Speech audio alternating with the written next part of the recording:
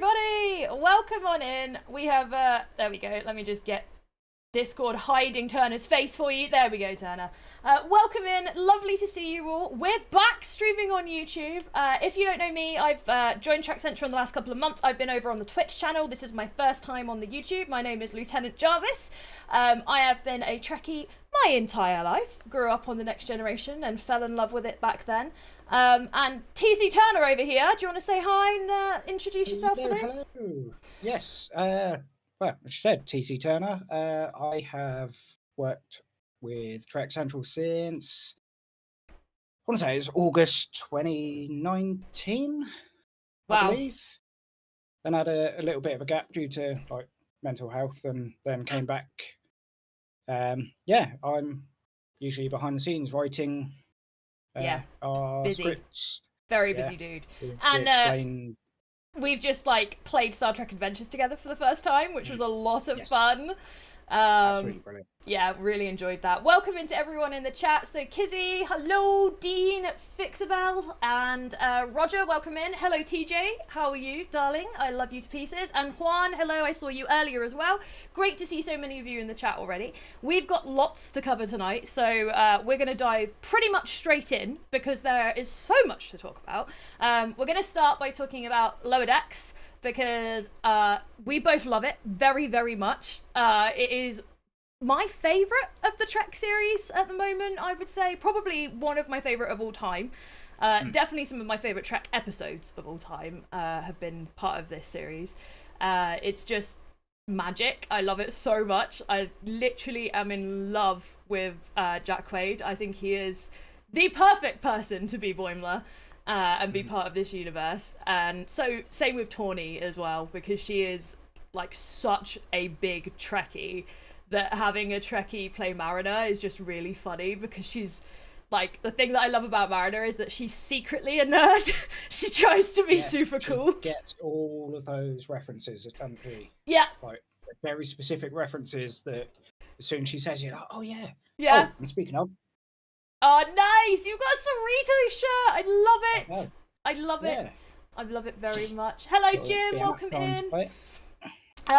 Speaking of t-shirts, I have ordered 2 t-shirts and they arrived this week. I've got a Janeway one and a cat crew on a bridge, which is like my new favourite thing. They are for MCM, because those of you that don't know and don't follow the socials and stuff, we're going to be at MCM Comic Con this year.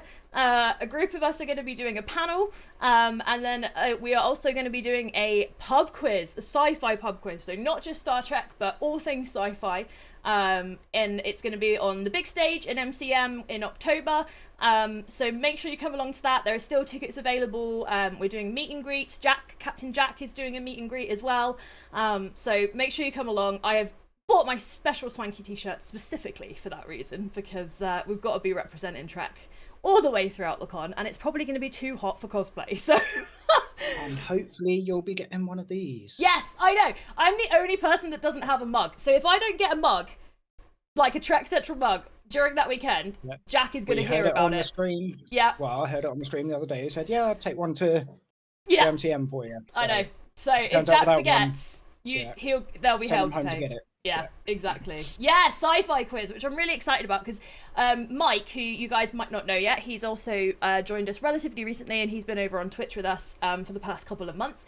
He is a quiz extraordinaire. He hosts a massive pub quiz where he lives, and he's going to be hosting the quiz. And then the rest of us are going to be splitting up and teaming up with the audience, so you guys can get involved as well and have a lot of fun. So if you want to flex those sci-fi and Star Trek knowledges, then come along to that. Oh, TJ doesn't have a mug either. I feel better now. TJ, we both need one. We both need one. How has TJ not got one? I know, right? TJ's like the queen of the channel. From the beginning, yeah. The queen of our channel. You love the entire Trek universe. Your favourite has been the original series and Enterprise. Nice. Jack would love you, because Jack is an Enterprise nut. He literally is obsessed with that show. He even wore one of the boiler suits in this heat. That is how crazy he is about Enterprise. You wouldn't catch me dead in one of those in this heat. I would die. I would literally boil. So yeah, definitely Jack would appreciate that. And Juan, welcome in. Lovely to see you. So yeah, what did you think of the first episode? loved it. Yeah. Voyager. I don't know what it is about Voyager that is just one of those series that I've always been like that needed to carry on. Yeah. It's like all the others, yeah, but sorry, all the others. There'd still only been 3 at that point. Grew up next gen. Yeah. But I was too young to kind of like remember that ending.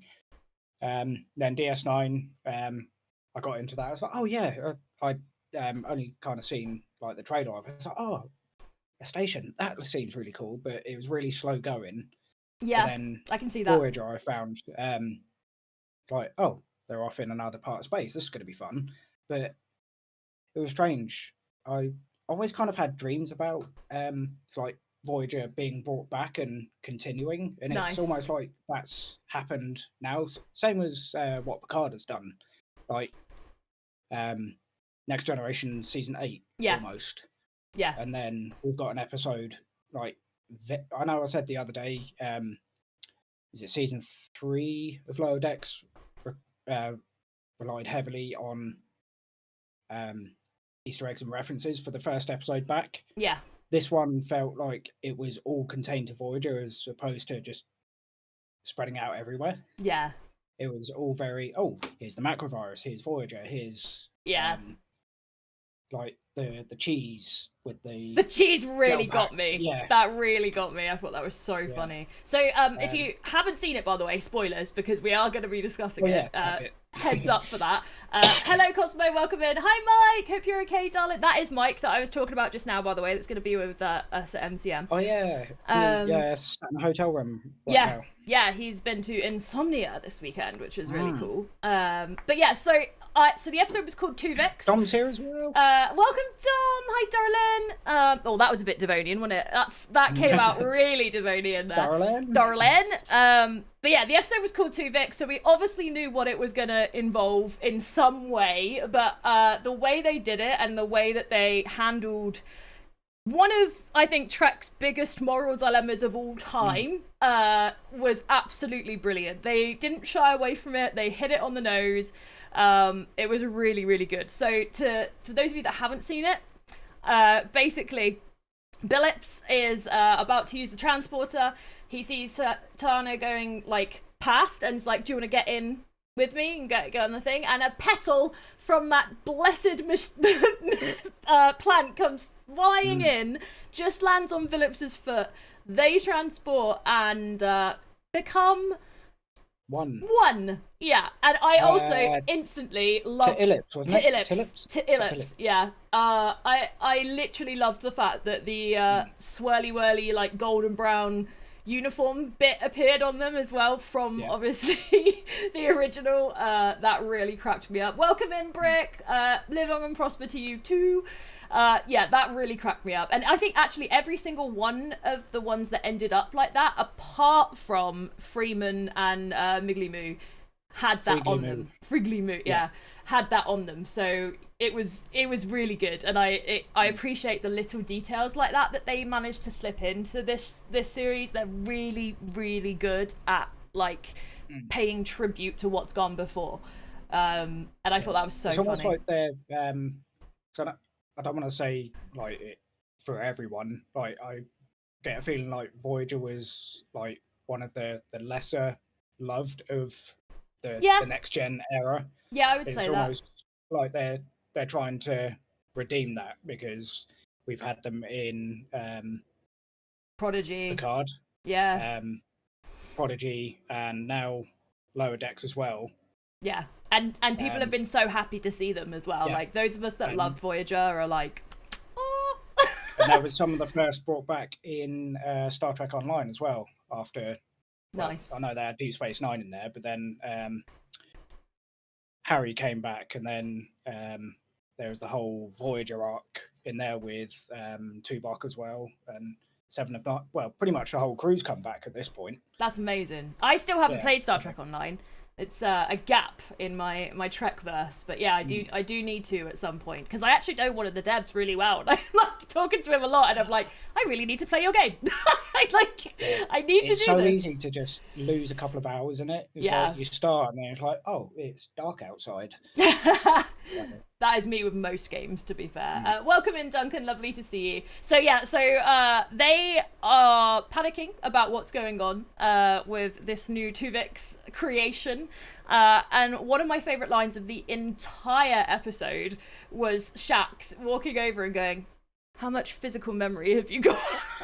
And you just see Tillip's like suddenly recalling all of the like horrible holodeck programs that they played out together. That got me. I thought that was just so funny. Shax, like, that he just played that the best. Shax is low-key one of my favourite characters of all time. I just think he's amazing. Let's eject the walk call. Yeah.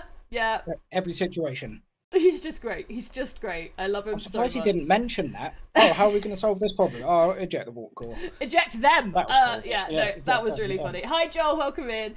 That was really good. And then immediately, Freeman is like, okay, I'm going to go and see what Janeway did, and goes and researches it and comes back and she's like, Janeway straight up murdered them. That's how she did it. She straight up murdered them. They don't try and shy away from that. They don't like sugarcoat it. They're just like, oh, Janeway doesn't mess around. And that it's again one of those situations like, oh crap, what would you do in that situation? You're the only ship in the far reaches of space. Well, not the only ship, the only Starfleet ship. Like, she needed a tactical officer, she needed a chief of security, she needed the weekly comic relief. She needed the food, is what she needed the most. The chef, yeah. But, to be fair, she could have got her private lounge back if he didn't come back. But at the same time, it's like, he had the knowledge of both, but it's not like he could do both. He technically could, but he was like second in command. He was a key member of the bridge crew. Yeah, massively so. And also, did you see, this is one thing that always sticks in my memory about that episode, is that the rest of the crew have to cook for themselves, and they are just shocking. There's like 20 of them in the kitchen, all trying to do what Neelix does on his own. Yeah, don't the replicators go down as well? Yeah. They're all using giant pots and pans, and oh my god, that cracked me up so much. I just thought that was brilliant. When you can pilot a ship better than you can cook, that's when you need to worry. Yeah. Cooking is an essential part of life. Right, but they're so used to replicators, they don't need that skill anymore, man. That's not something that they need. But very true. What I liked about this episode is that Tilips immediately shows that they are the best part of both of those characters by upgrading immediately they get a tricorder and upgrade it straight away, and that actually comes in clutch because that upgrade is the reason why it gets sorted out, right? So they kind of fix their own problem indirectly, which I thought was really cool. And I enjoyed that part of it a lot. And then separately to this whole situation, you've got what's going on with Boimler and Mariner and Rutherford and Ransom and, oh my god, what's the name of the... Tendi? No. The other adult character that was with Ransom. Oh my gosh, my brain is a sieve in this heat. One of you in chat will know. I know you guys will know. You guys are amazing. Are that adult? Freeman? Yeah. Yellow shirt. Or gold shirt, alien, orange alien. He's on the ship with... Oh, Kaishon? Yeah, there you go, Kaishon. Oh, there we go. There you go. What? My brain was just broken. So yeah, they were on the ship on Voyager, trying to help them get it ready to transport it to Earth so that it can be an exposition. No, yeah, that's right. As a museum. Ensign Red Shirt. Thanks. That's episode 2. Anyway, yes, thank you, Mike. And obviously things go wrong. Poor old Boimler knows in advance that he is likely to get promoted that day. As long as nothing massively goes wrong, Q, the most important ship in the series, turning up and they having to not break it instantly. Break it every way within 20 minutes. Yeah, within 20 minutes. This always blows my mind how much they get through in such a short amount of time. Like, and it never feels rushed. It always feels like everything gets just the right amount of time, and yet they manage to tell these amazing stories. The writers of Lower Decks spend 40 minutes on one of those stories. Yeah, they've crammed several from that same series into half the time. Yeah, they're so good. They're so good. Madam TP, Voyager has been one of my favourite tracks since you first saw it. Seeing such a dedicated Voyager episode really hit you in the feels, especially seeing her land in San Fran at the end. Yeah, it was beautiful. It was really good. There were so many little things actually on Voyager. You had like the mannequins. One thing that I thought was really funny is that 7 of 9's mannequin, her eyepiece like fell off. Which I thought was really good. They had obviously the music as well. Yeah, the music was beautiful, absolutely beautiful. The macrovirus marching band. Do you know what got me the most was the macrovirus and the lizard replica of the babies. Yes. That I thought was brilliant, and the fact that when they went into the bridge, the lizard was sat in the most Janeway-esque pose ever in Janeway's chair. Yeah. That got me. That really got me. But yeah, it was great. Obviously the Borg are involved, and we find out that they make contact with another Borg cube somewhere out in space, which is actually really relevant because at that point in time it's like we're not sure what's going on with the Borg, so we know now that they're out there, that there's never know, that could potentially be the one that ends up in, where is it? The gases of Jupiter. Never know. Yeah, it could be. How far apart are they? They're about 20 years apart, aren't they? About, roughly, I think. 18, 20 years. Roughly around there, yeah. So that was really good. And then you have that gorgeous moment with Boimler and Mariner, which I thought was a real strong character building moment. Yeah, she's stuck on the wall. He's trying to get her out. Super Borg. Yeah, it's he's trying to get her out, and she's like trying to like understand why he's not hyped about being on Voyager, because this is Boimler. Boimler loves all things Federation. You think he's gonna be like really excited, and to her she doesn't understand. And then he tells her that he's up for a promotion. He's worried it's going to be like when he went to the Titan, and he doesn't want it to affect their friendship. And she's like, dude, I recommended you get you should be getting a promotion. And it shows how much she's grown as a character and how strong their friendship is at this point. And I loved that. Not bitching at him for taking it. Exactly. Yeah, I thought that was really beautiful. It made me really that's one of my favorite things about this show is the relationships with the characters. I think the friendships are so good, and one of the things I love the most about it is that Boimler and Mariner are a male-female friendship without any hint of romance, and it is really authentic, super platonic. That's Pretendia and Rutherford. Yeah, I think they're going to end up a bit more romantic towards the end. But I think that's quite organic with them because of the way their friendship has blossomed. But Boimler and Mariner's friendship is completely different to theirs, and I've loved it. Yeah, like he's by the book, she's wild out the window, doing lifestyle. Yeah. That's why they work so well. They balance each other out. Yeah, she'll get him to do the naughty thing every now and then to save the day.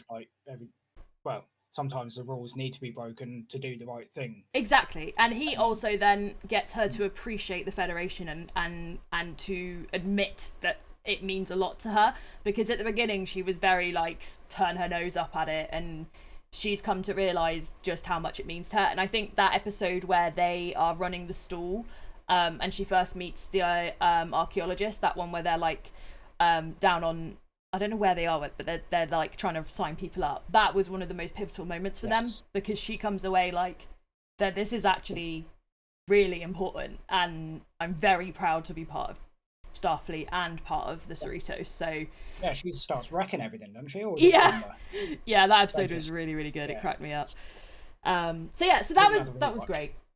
Yes. I love how Madame said, I love how they dealt with the controversy of Tuvix too. The writers know how split the community was on Janeway's decision, and they played it so well. Yes, exactly. So we talked about the beginning of that bit where they discuss it, and obviously Tillips is smart enough to do the same thing that Freeman does and goes away and researches it. Gets a little bit ahead of himself, assumes that they're going to do the same thing, sets up a trap. Yeah.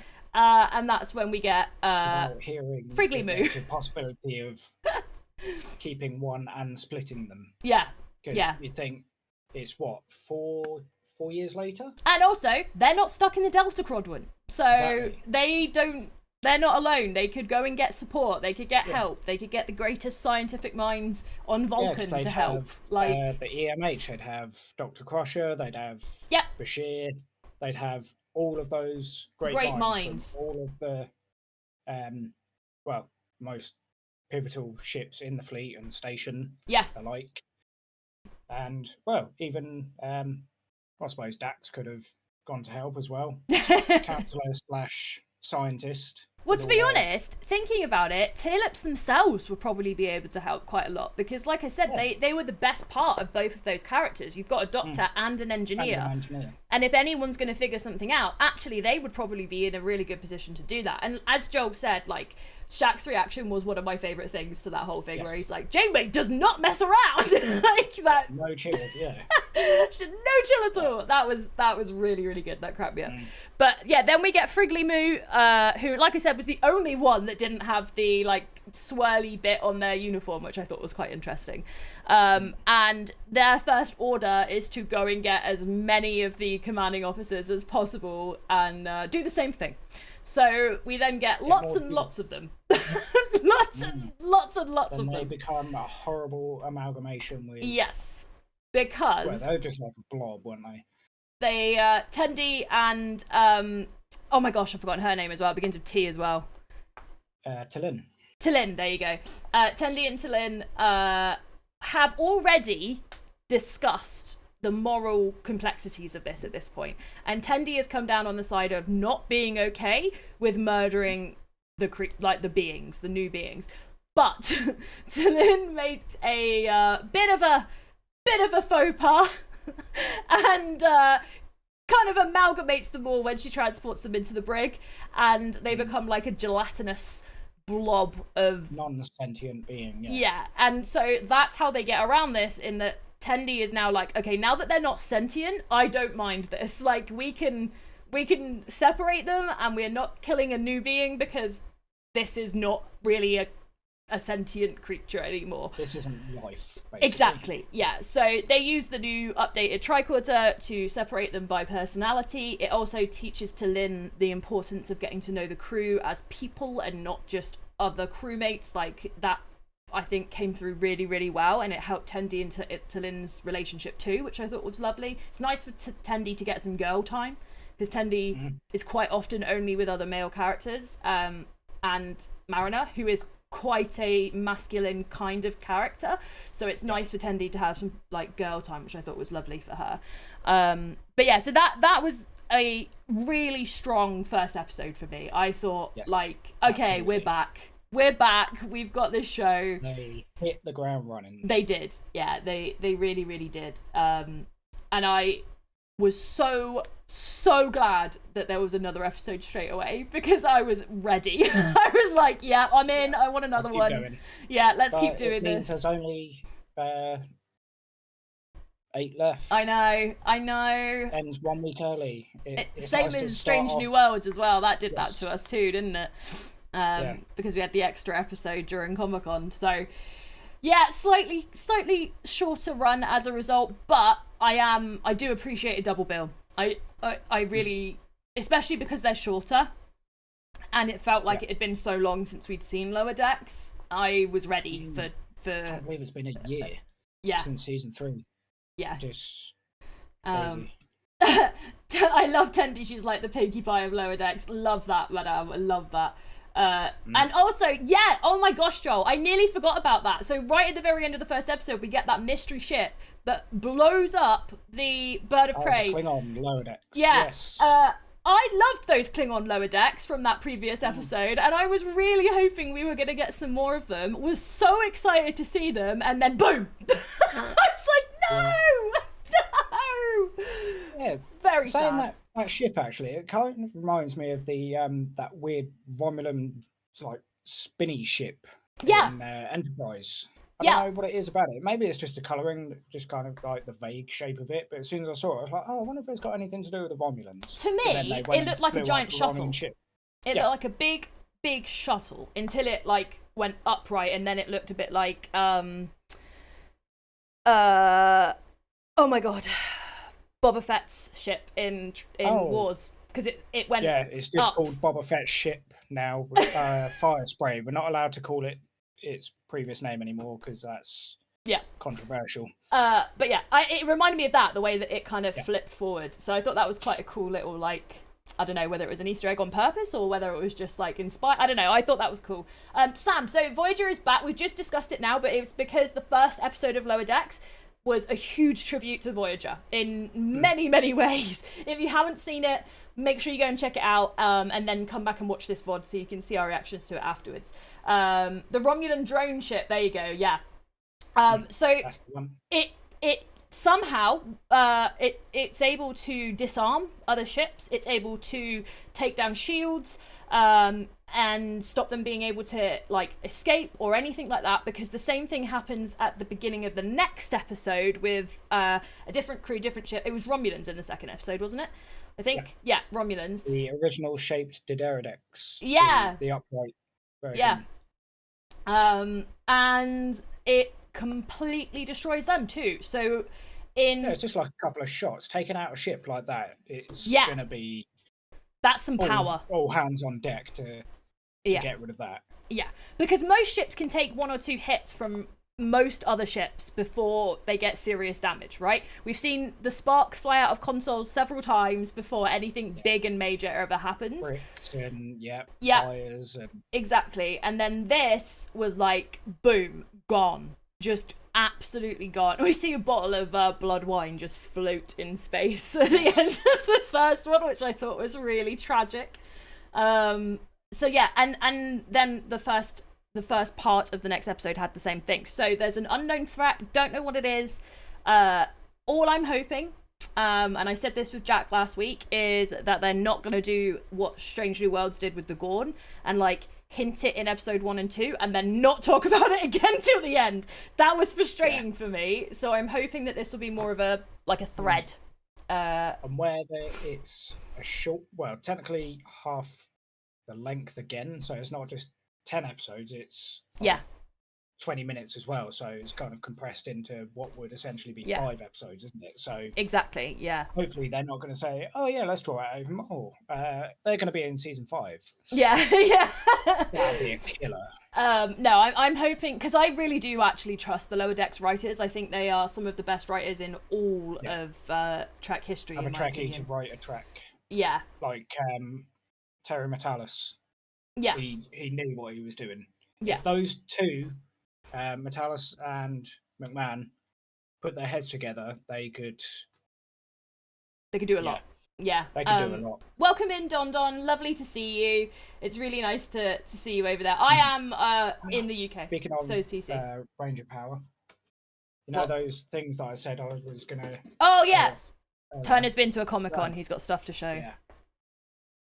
Oh, cool! Jazz got me this earlier. Oh, lovely. I was umming and ahhing about it. I was like, I do like the ship. Not a massive fan of the show, but the ship grew on me a lot quicker than I thought it would. Nice. Got full set of these. Oh, wow! 120. They're basically like trivia cards, really. Yeah, they are. I've seen them before. They're kind of, they remind me of the Topps cards because they've got the same sort of little facts sort of things on them, which I thought was really cool. Yeah, so every character, console, ship, well, I say every That's ship. sick. So that was cool. there was so much there that I wanted to get. I was like, not currently working, so I can't spend too much. And then, yeah, Don reminded me. Oh, good old Power Rangers. Yeah, why not? Yellow Ranger was my favourite when I was a kid. Yes. She was my favourite. I loved her very much. Such a shame what happened. I know. But yeah, so also that reminds me, when we have done MCM, we're totally gonna need to do like an unboxing episode where we all open all our geeky stuff that we've come back with, because I guarantee between us there will be a lot of stuff. So we've had to remortgage. Yeah, we've all had to get a loan because we've come home with loads of stuff. You bought a few items on Amazon, including 20 decals for converting your Hot Wheels Star Trek Generations Battle Damaged Enterprise D. That's pretty cool, Don. That's pretty cool. So we've only got half an hour left and we've got a lot to talk about, so let's get going. So episode 2, the main focus of episode 2 was Moopsy, and the whole internet has fallen in love with Moopsy. Yeah. Oh my god, if I don't get a plushie of Moopsy, I am going to riot, just so you know. Like, I will actually riot. I fell in love with this character. I'm going to switch scenes so I can share Moopsy with the world. Here you go, guys. If you haven't seen Moopsy, this is Moopsy. Moopsy is, like, the cutest Pokemon that's not a Pokemon. Also, happens to drink your bones. So... Don't let him get out, and of course he gets out, and the whole episode is set on a menagerie basically, and they are going there to rescue save the humans. Yep. Mariner is on one of her self-destruct kind of modes because she thinks that Ransom is going to demote her, but it's all a big misunderstanding. So the whole episode is her, a new ensign, and Ransom on this menagerie, and Moopsy is released, and Moopsy is literally terrifying. Literally terrifying. Until it's not. Yeah, and I'm assuming TJ did this tweet, but if not friend, why friend shaped? That cracked me up, because it is the cutest thing I've ever seen in my life. And if they don't release a plushie, I'm gonna get someone to make me one on Etsy, because I need a Moopsy. I need a Moopsy in my life. Hello, Just Rosie. What? It's gonna happen. Yeah, it better. It could be at MCM. You do realise that if that happens, I'm gonna buy one for me, and I'm also gonna get one, and we should do a giveaway, because like Moopsy is the best, and we need to give one away because they're amazing. So yeah, if I can, guys, I will do that. If I can find one, that is my mission. I will get us a Moopsy for a giveaway, because I understand just how much the internet is in love with this character. It cracked me up. It was a really good episode. One of Ransom's best as well. I think he is such a great character. I'm so slow. I didn't know it was Jerry O'Connell that voiced him. Like, literally, no. So when I saw that he was hosting the Star Trek Day, like, event, I was like, TJ, why is he doing this? And she was like, he's in Lower Decks. I was like, wait, what? I just didn't know. That's one of the first things that did you not get the reference when he says, oh, the best looking #1 in all of Starfleet history? It just obviously passed me right over my head. I don't know. I don't know how it missed me, because obviously he's #1's partner in real life, as in Rebecca Romaine. It just went right over my head. Right over my head. But yeah, no, I thought he was great in this episode. The bit at the beginning with him and Shax that was obviously a callback was just so funny. Troy and Crusher doing their aerobics yoga stuff in the exact same outfits, including the pecs. The mirror hallways, Oh my god, that got me. Loved it. And he was like, she's not going to be my problem anymore, and that's what Mariner hears, but what it actually is him like, I'm not gonna let her destroy herself. Like, I am gonna support her. I am gonna be there for her. Mr. and Mrs. #1. Now that is a power couple. Yes, TJ. So yeah, I really liked this episode. It was very fun. It was one that it's not like Had stakes as integral. well. Yeah, it had. That's what I mean. Like, it's not integral to the overall plot apart from that beginning bit. But the Moopsy of it all made it like a little horror. Like, they were having to like really run, and this poor ensign that was just like random red shirt dude that none of us knew who he was. Obviously they've got new ensigns because everybody else has been promoted. Yeah. This poor dude was like, what the shit is going on? Like, what on earth is happening here? Why are these two always arguing? Why isn't she in uniform? Why is he letting her get away with this? Like, this is stressful. I thought for most of the episode that he was the one that let Moopsy out, just to try and get those two to stop fighting and work together. That's genuinely what I thought. And then it was the two humans. And it was the humans! I know! Knocked on the wall, yeah. The humans also, in there. That really reminds me, again, Don remind me, because it's Happy Orville Day as well. Oh, is it? Have you ever watched the Orville? I love... You haven't, have you? I have. You have? I you literally have. love it's the Jack Orville. that hasn't. Yeah. Yeah. So do you remember that episode? They were stuck in a museum. Mm-hmm. So, yeah, that kind of reminded me of that as well. Yeah. So whether that was kind of like an Easter egg.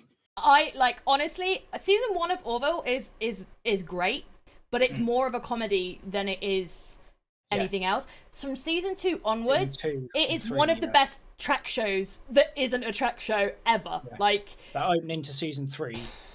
Yeah. Holy crap. Oh my god, honestly, the episode where they go back in time and he gets stuck there, that, in my opinion, is one of, well, if not the best time traveling sci-fi episode of all time. I literally love that show. So yeah, I have a big soft spot for Gordon, that. wasn't it? Yeah, Malloy. Gordon.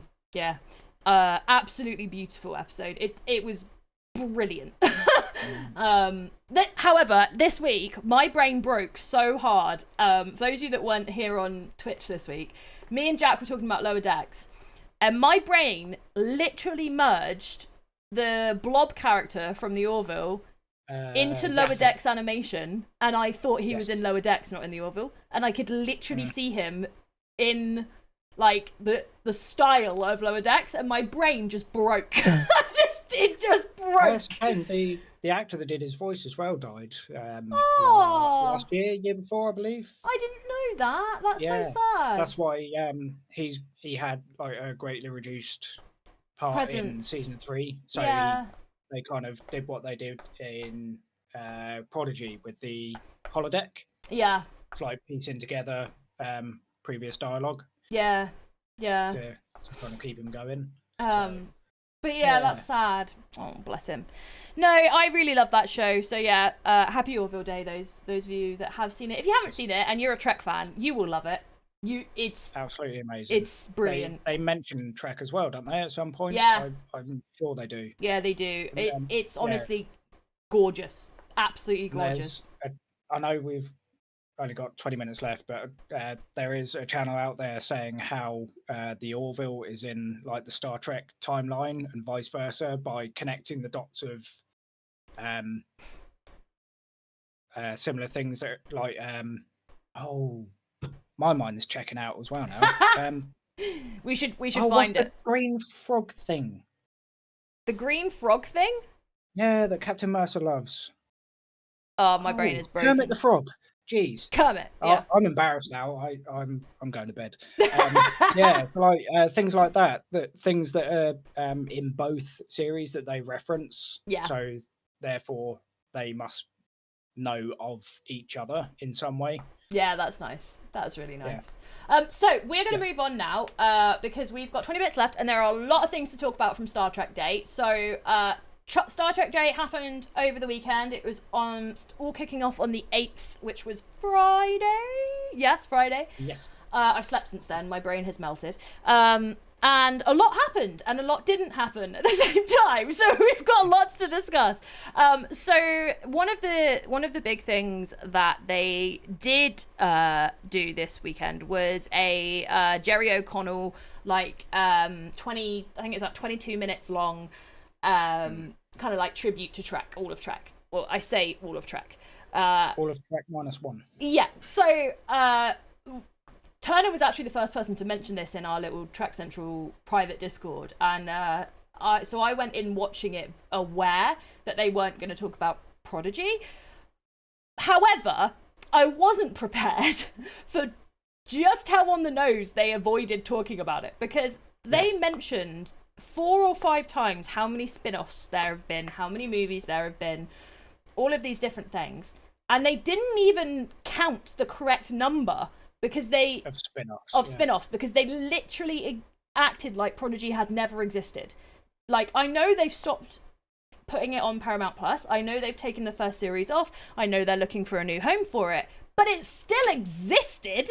Like, what? That's such a weird thing to do. Spin-offs, and with Prodigy there should be 11. There should be 11. Yeah, there should be 11. And on top of that, like, what message does that send to other networks when they're currently trying to ship it around to another network? If they don't even value it themselves, what is another network supposed to do? Like, at the end of the day, it's the fans that are going to carry it, not necessarily the network. Yeah. So if it's going to get the love and support that it needs, it will get it. I mean, look at the crew of the Enterprise. They got a whole series from the fans. Yeah, so, absolutely. Yeah, exactly. Hashtag save Star Trek Prodigy. Yeah. Anytime there is a way. You talk about Trek on Twitter, doesn't matter what you're talking about, if it's Trek related, use the hashtag save Star Trek Prodigy, okay? Because I personally literally love that show. I know so many people that love Star Trek Prodigy. Turner's only seen a couple of episodes. You're going to return to it yourself, aren't you? Yes. And see it another time. I was very late to Prodigy. I think the marketing was mishandled, in my opinion, because it made it seem like it was just a kid's show. When we finally gave it a go, my fiance and I literally binged the whole thing in about 3 days. We just fell in love with it. It is so beautiful. It is such a love letter to Trek and to Voyager. Yeah, Hollow Janeway is like, I Voyager will, sequel, essentially, isn't it? yeah, I will go to war for Hollow Janeway. Like, I love her. Like, Lost Janeway as well. I saw that one. Yeah. When that was going around Twitter or X or whatever people want to call it these days. Yeah. As soon as I saw that, I was like, I need to watch. Yeah. I need to find a way to watch this to find out what is going on. Yeah, it's honestly, I think it's just a beautiful, beautiful tribute to Trek, and the storylines in themselves are brilliant. The voice actors are absolutely incredible. John Noble is part of that voice acting thing, and John Noble is one of my favourite actors of all time. He's in Lord of the Rings, he's Walter Bishop in Fringe, he's the Scarecrow in the Arkham series. He is just one of my favourite actors of all time, and he is the big bad in Prodigy. Yes. And honestly, it's so good. And also, because of Prodigy, Janeway didn't appear in Picard season 3, and so it felt like a bigger kick in the teeth that this whole thing has happened, because Janeway is very beloved to a lot of us. For me, as a little girl growing up, seeing a female captain be so powerful and so commanding and so compassionate was such a big part of me growing up and realizing just how powerful girls can be, you know. So she means a lot to me. Kate herself, if she didn't succeed in that role, I was watching a Shuttlepod show with Tim Russ the other day, and he said that after I forget her name, Genevieve Bujold walked out and they brought back Kate. She was like the second in line. If she didn't perform or want to stay or whatever, they were going to kind of rearrange the crew and go back to a male captain, and then change one of the other characters to a female. So again, proof that she is, well, like all the other captains, she is Janeway. Integral. She's integral to the entire franchise, basically. And a lot of people that have kind of become scientists and like astronauts because of these programs, and it's like all the racial profiling as well. Has been so delicately handled. Like, was one Cisco has the flashbacks and they're writing stories about. Yeah. Yeah, that one. I believe he either wrote that or pitched it or directed it, but things like that, and then for them to have a say in kind of where their characters are going. Yeah. And she said no to the whole Chakotay Janeway Yeah. romance because she didn't want her character to be undermined. Yeah. In that She respect, really cared about her character. Yeah, absolutely. And Joel just mentioned the Prodigy season 2 trailer. I deliberately haven't seen it because because I really like I can't express how much those characters mean to me. And if this doesn't find another home, I don't want to see what I'm gonna miss. Like I don't want to. It's gonna break my heart if I see something and I get excited about it and then we don't get it. I'm gonna be devastated. So I'm just steering clear until it has got a new home. Strange basically, that they're supporting it enough to get it finished. They just don't want to air it. I just don't understand. I really don't understand. So yeah, so that was really weird that they left that out. It was also left out of the animation stuff. It was very strange. So we had Tawny. So character name wise, we had Rutherford and Mariner on a sofa watching clips of a few different episodes from different series of Trek. This was before the strike. Tawny made it very clear that was the case. So this is a quote from After Tawny. It aired, though, wasn't it? She put out on her own. Yeah. Twitter So this is what she said. I know there's a giant faceless corporate entity that probably won't let you, but a quick "these bits were recorded pre-strike" would have been appreciated. This franchise is historically pro-labor, and this is giving "We love Star Trek." Who or what is DS9? Yeah, exactly.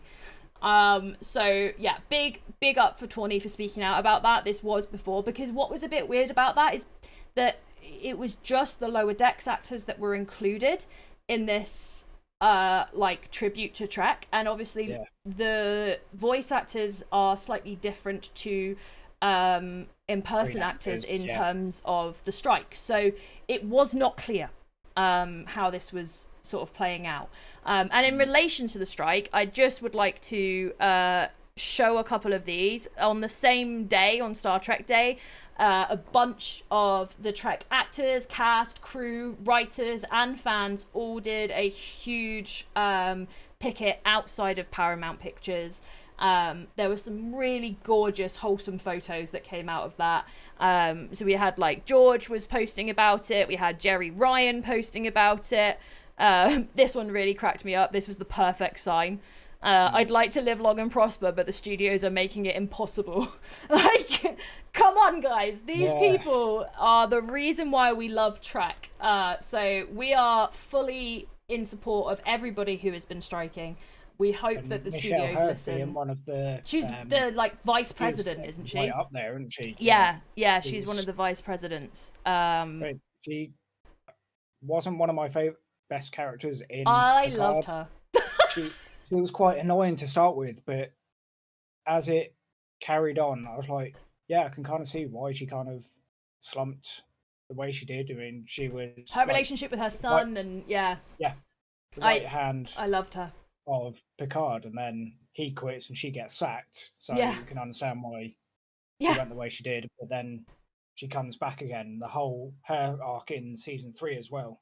Yeah, that was great. Her and just her training, she grew a lot. Yeah, I really loved her. So seeing her, she's done a lot of speeches and stuff. It has been amazing. Yeah. Explaining the whole thing, I couldn't get my head around it. I was always one of those people that thought, oh, actors are really well paid. Why are they striking? Yeah. And when she explained it, I was like, that was so narrow-minded of me. I hadn't. There are a lot of people that live paycheck to paycheck. You know, and until Trek, she had only really been bit parts in a lot of things. And so hearing her impassioned speech about it was really, really heartfully. So they did their health insurance, something that we in the UK take for granted. Don't even think about. It is like a couple of quid out of our pay at the end of the month, end of the week. We don't have to worry about having to then go out and pay for it. They Yeah. have to qualify 26,000 a year in the guild. Yeah, it's a lot. But So then they're not getting paid enough to qualify it. we are with them. We are with them. Yeah, very, very absolutely. much so. Welcome, Brad. Yeah, exactly. Like, it's not as if we wouldn't notice that they didn't talk. That's what I thought was the weirdest thing, right? So my theory is that they filmed this not just pre-strike, but a long-ass time ago. Because the only thing that makes sense is that this was before everybody kicked off. Because I don't think they were expecting the reaction that they got about Prodigy being left out and being taken off. Like, everybody, rightly so, lost their minds about this, and I don't think Paramount were prepared for that. So the only thing that makes sense to me is that this was filmed before that happened, because otherwise, why did they do it? Wes says that you think they admitted it because they were only promoting shows on Paramount Plus. Yeah, except, see, I thought that as well, but the thing that's weird is that they were talking about all of the movies and all of the spin-offs since the original series. Now, Paramount did not have the original series, did not have the Next Generation, did not have the animated series. It didn't have those. So, but it still mentioned all of those and mentioned everything pre-Paramount Plus. So it feels weird to have mentioned all of that and then not mention this. I don't understand. It was weird, to say the least. Anyway, so lots of other things happened. Speaking of the animated stuff that happened. So there's a 50-year celebration of the original animated series. Those of you that are too young to remember the animated series, they won an Emmy. It was one of the first Saturday afternoon cartoons that wasn't strictly for children, that was written intelligently. Sequel, wasn't it? Yeah. It had most of the main cast returning for their roles. It was very well animated for the time. A lot of love went into that show. And so there's been a 50-year celebration at New York Comic Con. We got to see images of some of the characters in the original style. And we kind of knew that there was going to be something coming up. What we didn't know was exactly how and what they were going to be. So this is what I was looking for here. So on the day, on September the 8th, they released the first very short Trek episode, which was Skin a Cat, and we'll talk about that in a minute. And then there are going to be 4 others. September the 13th, there's Holiday Party. September the 20th, there's Worst Contact. September the 27th, there's Holograms all the way down. And October the 4th, there's Walk, Don't Run. Now, I believe that they have been shown to the people that went to the live event, as well as the Lower Decks episodes that they selected as part of this animated celebration. On trekcentral.net, there is a let me see if I've got it here. Was it here or here? No, somewhere on trekcentral.net there is a review of the very short Trek, so head over to that and have a look. Yeah, the animated series is great, Joel. I'm very here for it. I went back and watched it about 5 years ago again, because I'd only ever watched it like when it was on reruns when I was a kid. Watched it again as an adult, still love it just as much. I think it's great. It's a really good like in between. Yeah, so Skin a Cat. What a weird episode. I did not like it. I did not like it. Yeah, it was just who's the guy who voiced Kirk? It wasn't Kirk though. It wasn't Kirk. No. It wasn't meant to be Kirk. It was no. So it was comedian. Hang on, it's on here somewhere. I literally opened it so that I could look at it, and now my brain is broken. It was a comedian that is American Central. And I had never heard of this dude in my entire life.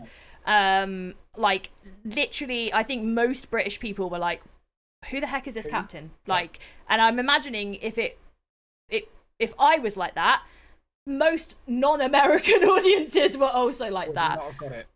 His name is Pete something, and I literally can't find it now. Is it Pete Holmes, I want to say? Something like that, yeah. He was Pete Holmes. Yeah, look, you nailed it. It was so weird. It was just one big dad joke, the entire thing, and it didn't land. Like, yeah, I love a good dad joke, but when it's literally the entire episode of just making that, it was. It didn't feel like Trek either. It felt. It felt. Well, TJ put it best. It was very boomer-esque. Do you know what I mean? Like, it felt very unpolitically correct. It felt very out of date. And one of the things that I was really looking one of the things that I was looking forward to with these very short tracks was the fact that we were going to have modern characters like not like Neelix, but like Saru, for example, in the style of the animated series, which I like. Here you go, here's Saru. I was really excited about that, so we were going to get like updated. This was stuck in the 60s. it just, I don't know. Maybe that's what they're going to do. It may well be a controversial thing, but maybe they're going to do that for their era. So maybe the next one, say Next Gen, for example, is going to be 80s style. Maybe. And 90s for Voyager, DS9. I'm not even sure what they're going to cover. Yeah. But, well, we know Trip's back, isn't he? Yeah, we saw Trip. You got very excited about that. I got so excited. Armin Sherman back as Quark. We've obviously got Riker with his beard, and then Neelix. One thing that I would like to point out is that there don't seem to be any female-centric episodes here, which, as we were just saying earlier, like, some of the lead characters of Trek that have meant so much to so many women growing up are, like, just bit parts in these, which feels very strange for a celebration of 50 years of animated Trek. Like, considering when you think of the state of animated Trek today, Mariner and Tendi make, like, you wouldn't have that show without those two characters, and the captain is a black female. Like, why are we not including female characters in this? It's very strange. Very, very strange. Brad, it came off to Brad as everyone's so sensitive these days. Do you know what? That's kind of what it felt to me. Like, it was too, like, oh, people are too woke and getting annoyed about everything. Yeah. That's what Trek has been since Trek existed, was about being progressive. And this, I don't know, it felt weird. I'm hoping the others are better. I will watch them. I will be, we'll talk about them every week when they come out on stream. So keep watching those. They are going to be on the Star Trek website, but they're also going to be on the Star Trek official YouTube channel as well. So do watch those with us. We'd love to hear your opinions as they come out, because I think it's going to be some interesting discussions will come out of those episodes. We'll see how they go. I love Saru. He's one of my favorite characters, so I'm very excited to see him, and I hope that it will be as fun as I want it to be. But who knows?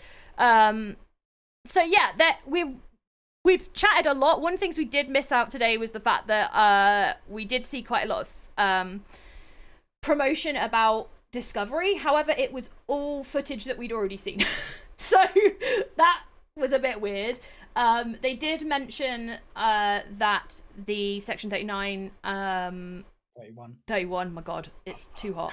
Section 31 and the Academy series are in production. We already knew that. We didn't get any kind of rough aiming windows for those. We did still get the fact that Discovery is going to be early 2024, which surprised me, because we've all been thinking they're going to push it because there's going to be such a gap because of the strikes. Again, that makes me believe that they filmed this a long time ago. Like, it's been done, hasn't it? They just had to go back and tie up some loose ends. So it'll be interesting to see if that changes. I feel we'll be lucky to get Discovery until at least the summer, if not the fall. Because otherwise there's going to be such a long time before season 3 of Strange New Worlds, before the next series of Lower Decks. Like, so it'll be interesting. The one with Trip was written by a Prodigy writer and will be great. That's good to know, Joel. That's very good to know. It's not going to be dropped at the last second. Oh, sorry, We don't want to be Prodigy associated related. with it. Bye. Yeah. Speaking of Prodigy, before we go, because we are going to head off in a minute, we found this out just before we went live this evening. The fans have declared that October the 28th is officially Star Trek Prodigy Day. Yes. And the creators have taken that on board. So it is written, so it shall be. So we are going to definitely celebrate Star Trek Prodigy Day. You need to watch it by then, so that we can do like our favourite moments of Star Trek Prodigy on Star Trek Prodigy Day. And Mike did say he wanted to do another tier list. So yes, we should do that. So everybody else, if you haven't watched Prodigy, make sure you watch it before the 28th. It is now out on Blu-ray, I believe. They at least announced that it was going to be, so you will be able to get it soon. Because I would love to hear your favourite episodes too. One of the best things about these streams is that we get to chat to you guys and we get to nerd out together. So I would love to hear what your favourite episodes are, so that we can see whose are the same. Me and Mike did this with Lower Decks, and we ended up with number 2 being the exact same episode, which was really funny, which was Rutherford's fighting himself in his past self and finding out what happened to him, which I thought was great. Hi, Tiho. So yeah, we are going to get going for this evening. We will be back next week with lots of things to discuss. We will be watching this week's Lower Decks and giving our thoughts on that, and any preview material we get of the following weeks we'll be discussing as well, and any of the other things that go on to do with the Trek universe over the next week. Keep an eye out on trekcentral.net and follow at the Trek Central on Twitter for all of the news. And don't forget, Blue Sky. And Blue Sky. And don't forget, we do have a Discord as well that you guys can join, where we like to hang out and have a chat with everybody, which we're really looking forward to seeing some more of you in. So thank you very much for joining us. Any last words, TC Turner? No, just I was well, this is my first time on YouTube, so try that again in English. Yeah, we're always over on Twitch, weren't we? So yeah, so it's nice to be on the YouTube channel. it is. You get to see me Yeah. from behind the scenes. Yeah. So yeah, we'll be back very, very soon. You will meet Mike soon as well, who has been in the chat. Mike is an absolute angel. Love him to pieces. He is like literally as if I was split in half and turned into a guy. That would be Mike. We are the same person. It is unbelievably uncanny. So yeah, thank you so much for hanging out with us. It's been great to be over on YouTube with you, and we're very much looking forward to seeing you soon. Live long and prosper, guys. See you later. Bye.